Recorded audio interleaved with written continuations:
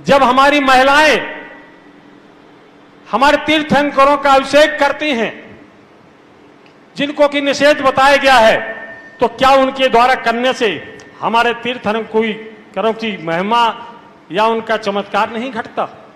और अगर ऐसी महिलाएं करती हैं तो मैं आपसे पुनः निवेदन करता हूं कि आप ऐसा बताएं कि ये करना उचित है, और अगर करती हैं तो क्या उनको पुण्य लगता है या पाप? वकील साहब, इन मधुमक्खियों के छित्ते को मत छोड़ो। जो नहीं करती हैं वे करने वाली नहीं है, और जो करती हैं वे छोड़ने वाली नहीं। क्योंकि ये बंटवारा हो चुका है सन 1664 में, और सन 1664 में इसी आगरा में पंडित साहब विराजमान थे, बनारसी दास जी। ताजमहल के पास एक मंदिर है, वहाँ वो वासना किया करते थे।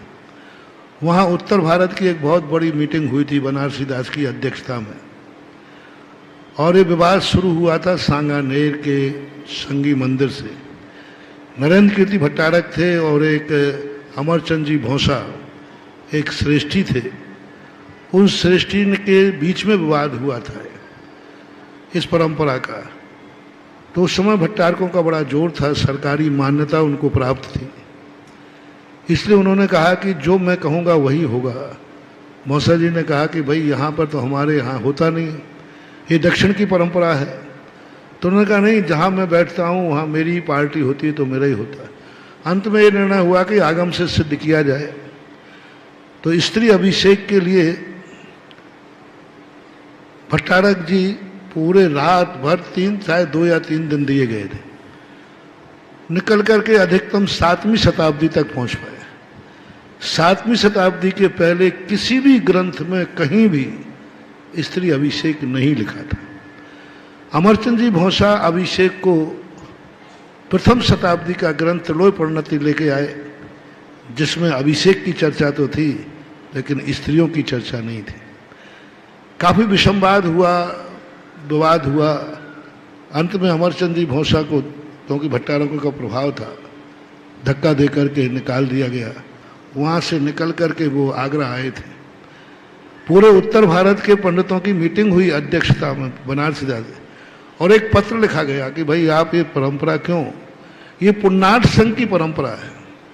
7वीं शताब्दी में पुण्णाट संघी आचार्य हुए हैं रविशरण महाराज, जिनसेन महाराज, हरिवंश पुराणकार, ये पुण्णाट संघी परंपरा के थे। और पुण्णाट संघी परंपरा में ये सारे प्रचलन शुरू हुए 7वीं शताब्दी में।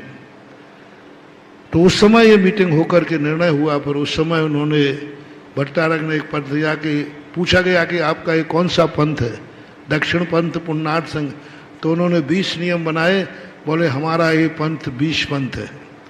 वो पत्र आगरा आया, आगरा में पुनः मीटिंग हुई, पंडितों ने बैठ करके 13 पंथ की बात कही, हमारा पंथ 13 पंथ। तो ये 1664 में बहस हो चुकी थी इस पर। 1664 में बहस हो चुकी, बंटवारा भी हो गया, हिंदुस्तान आदि जो भी बंटवारा होना था सब बंटवारा हो गया।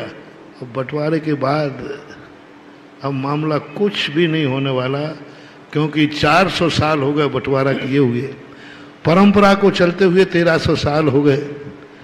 तो अब ये स्थितियां बड़ी विचित्र हैं। बस इतना ही संक्षेप में कहूँगा, कुंद कुंद की मूल परंपरा को मानने वाले, कुंद कुंद मूल आमना को जो मानते हैं, उनको स्त्री अभिषेक नहीं करना चाहिए, क्योंकि कुंद कुंद की मूल परंपरा में कहीं भी स्त्री अभिषेक नहीं है। और जो पुण्णाट संघी परंपरा को मानते हैं, जिसकी 7वीं शताब्दी में स्थापना हुई, वो करते हैं। हम उनको रोक नहीं सकते, क्योंकि उनकी परंपरा जब शब्द आता है तो कुछ नहीं होता। बाकी प्रभायमान जो आगम की मूल परंपरा है, उसमें तो यह नहीं है, नहीं होता है, नहीं करना चाहिए।